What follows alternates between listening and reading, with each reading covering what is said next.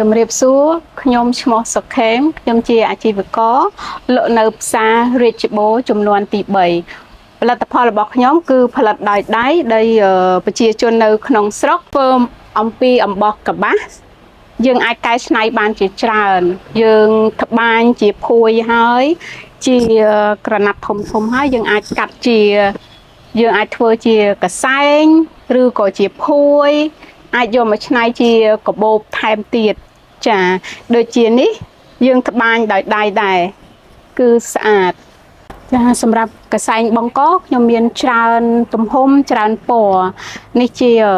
កសែងបង្កទូចគឺស្អាតមែនតើមានច្រើនពណ៌ហើយយើងមានជាប្រភេទផាហុំធំនេះច្រើនពណ៌មែនតើស្អាតចាហើយយើងមានជាកម្មាខ្មែរដែរកម្មាខ្មែរទូចក៏មានទំហំធំក៏មានគឺយើងត្បាញដៃទាំងអស់អានេះមកពីកលាញ់ហើយសម្រាប់អ្នកត្បាញគឺម៉ែយាយអាយុ80ហើយគាត់នៅតែត្បាញបានកម្មាស្អាតទៀតចាខ្ញុំមានត្បាញជាកសែងច្រើនម៉ូតច្រើនម៉ាកស្អាតជាពិសេសគោមយើងធ្វើដោយដៃដោយយកចិត្តទុកដាក់ស្អាតមែនតើហើយមានអីវ៉ាន់ជាច្រើនទៀតដែលយើងកែច្នៃពីអំបោះត្បាញអញ្ចឹងដូចជាកាបូប